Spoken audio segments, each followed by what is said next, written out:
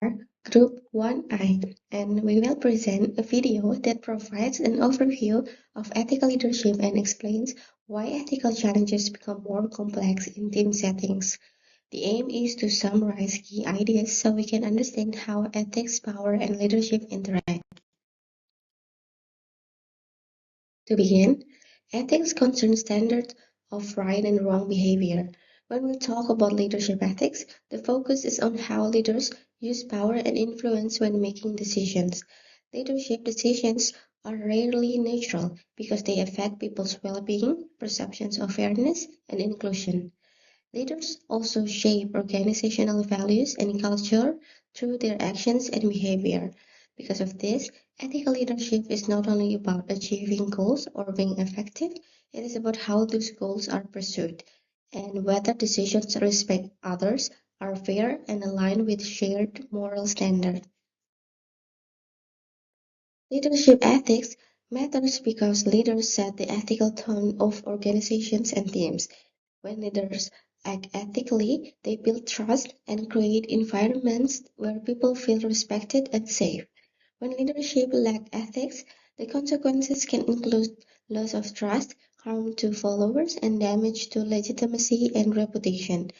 Power also creates risk, such as manipulation, self-interest, and moral blind spots, where leaders may justify harmful actions in the name of results. These ethical challenges become even more complex in team settings. Teams involve shared responsibility, diverse values, and complex decision-making, which can make accountability less clear. This is why understanding leadership ethics is essential before examining leadership in teams. In leadership, ethical decisions are rarely black and white. Leaders often face dilemmas where different values conflict. To deal with this, ethical theories provide structured ways of thinking. In this section, I will introduce three widely used ethical frameworks: teleological ethics, deontological ethics, and virtue ethics. Each framework asks a different question and can lead to different decisions. First, teleological ethics focuses on consequences. A leader using this approach evaluates actions based on their outcomes, often aiming to maximize overall benefit or minimize harm. Second, teleological ethics emphasize rules, duties, and individual rights. From this perspective, some actions are morally required of obeying, regardless of their consequences. Third, virtue ethics looks at moral character. Instead of asking what rule to follow, it asks what kind of person or leader one should strive to be. Let's look at a simple example: a company deciding whether to lay off employees. From a teleological perspective, layoffs must be acceptable if they ensure the survival of the company and protect the majority. From a theological view, the leader must consider fairness, transparency, and respect for employees' rights, even if layoffs seem beneficial overall. From a virtue ethics perspective, the focus is on moral character. A virtuous leader would aim to act with integrity, empathy, and responsibility throughout the process. In practice, leaders rely on only one ethical framework. Each approach highlights different moral concerns and also has its own limitations. Moving from theoretical ethical framework to practice, we focus on the core of Chapter 13. What does ethical leadership concretely look like, and what are its pitfalls? We will explore this through the 5 principles of ethical leadership and a necessary warning about its dark side. The book Leadership distills ethical leadership into 5 actionable principles and think of them as a compass. The first is respect, truly valuing your followers as individuals, not just tools. It counters the resource view we sometimes see in projects. The second is serve, prioritizing the team's and organization's needs over your own. The third is justice, ensuring fairness in decisions and rewards. It's about process equity. The fourth is honesty, the non-negotiable foundation of trust, requiring transparency and integrity. And the fifth is community, building a shared identity and common good. It's what transforms a group into a cohesive unity. Together, these principles guide leaders towards good leadership. However, leadership without this moral compass has a dark side. There are three major risks: abuse of powers.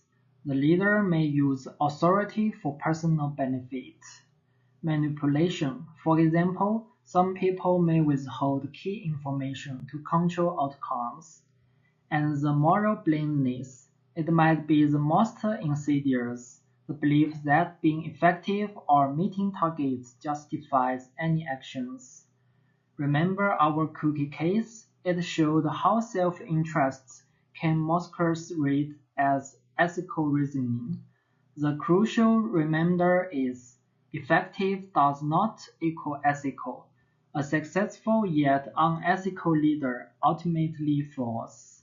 Why is this especially critical for us to consider now? Because in term leadership, our next chapter, many factors can dangerously amplify these ethical risks. Understanding how to lead ethically within that complex dynamic is what Chapter 14 on team leadership will help us navigate. Hi everyone. In this part, I will explain why teams need a different leadership lines and introduce a basic idea of the team leadership model. Teams are different from traditional hierarchies. In teams, members are highly interdependent. My work depends on yours. Tasks are often complex and changing, and people bring different expertise and roles. So teams' problems are usually not just about individual efforts. They are about coordination, communication, and alignment. That's why team's leadership is not simply one person giving orders. Instead, the leader acts more like a coach or a facilitator, creating the conditions for the teams to perform clear direction, effective collaboration, and a climate where people can speak up. Mm, The team leadership model can be summed up as diagnosis to action. First, the leader diagnosis what's happening is a main issue, a task issue, like unclear goals, role confusion, or weak decision making, or relationship issue like low trust, conflict, or communication breakdown. Then the leader chooses an action that fits the real problem.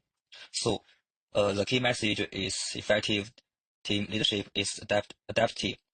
Diagnosis first, then act. Next, in other parts, we'll focus on what to diagnosis, using key indicators of team effectiveness and a quick checklist. Hi everyone, today I will talk about team effectiveness and what a leader should diagnose first. In Gnosis team leadership chapter, the key idea is the leader should monitor the team, then diagnose the problem, and only then take action. So when a team is not performing well, we should not rush to push harder. We should first ask, what is the real issue? To diagnose team effectiveness, I look at 6 simple points: clear goals, good collaboration, trust, open communication, strong standards, and enough support and resources. If one of these is weak, team performance will drop. Next, Nostos's model helps us sort problem into two main types inside the team: task problems and relationship problem. Task problem mean the goal is not clear, roles are confusing, the plan is messy, or decisions are slow. Relationship problem means low trust, conflict becomes personal, people do not speak up, or some members stop contributing. Here is a quick 3-question checklist. Is our goal and success measure clear? Are roles and timeline clear? Do people trust each other and feel safe to speak? After diagnosis, the leader chose the right intervention. For internal tasks, we clarify goals, define roles, improve decision, and set standards. For internal relational, we build trust, manage conflict, and encourage participation.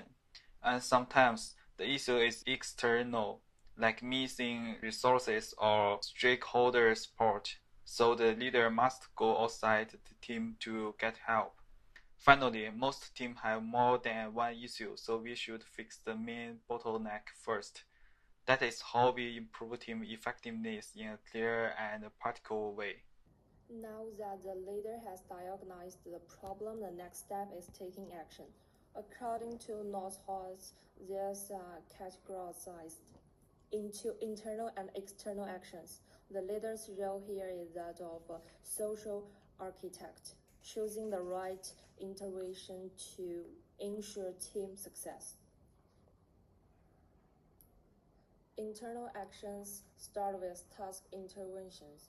If the team is off track, Northhorst emphasizes actions like goal focusing to clarify objectives and maintaining standards to ensure quality. For instance, if our project hits a bottleneck, the leader must step in to redefine roles and facilitate better decision making. But efficiency isn't everything. We also need relational actions to improve team collaboration.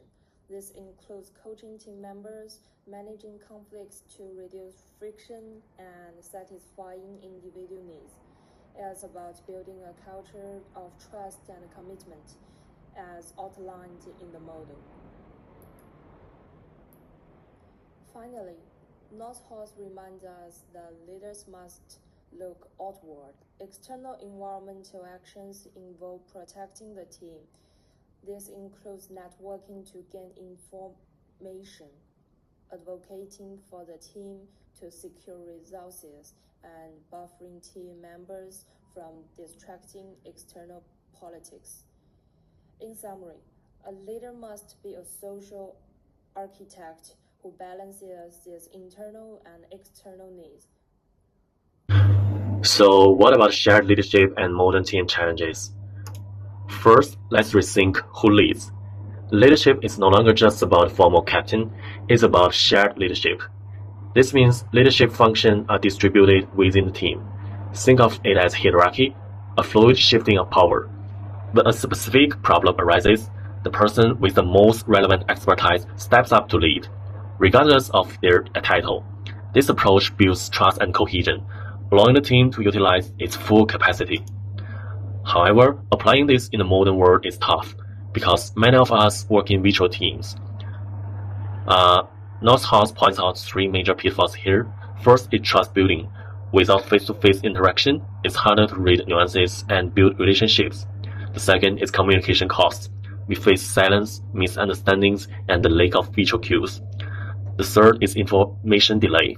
Being geographically dispersed means we must work harder to share information effectively. Finally, how do we handle diversity in these complex teams?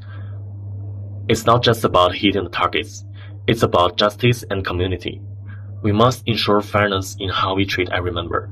We need to create an inclusive environment where even marginalized voices are protected and heard. As leaders, our job is to build a community where diverse goals are compatible with the common good. In conclusion, modern leadership isn't about one person commanding from the top. It's about sharing influence, overcoming virtual distance, and upholding ethical justice. So far, we have discussed leadership, IC, and team leadership in the book. In this final part, I will put these ideas together. I will show how ethical principles guide leader decisions in real team situations. Let me begin with a simple team situation. In this team, contribution is clearly unequal. Because of this imbalance, team members choose to remain silent instead of speaking up. Over time, this affects how team members see each other. Therefore, trust with the team began to decline.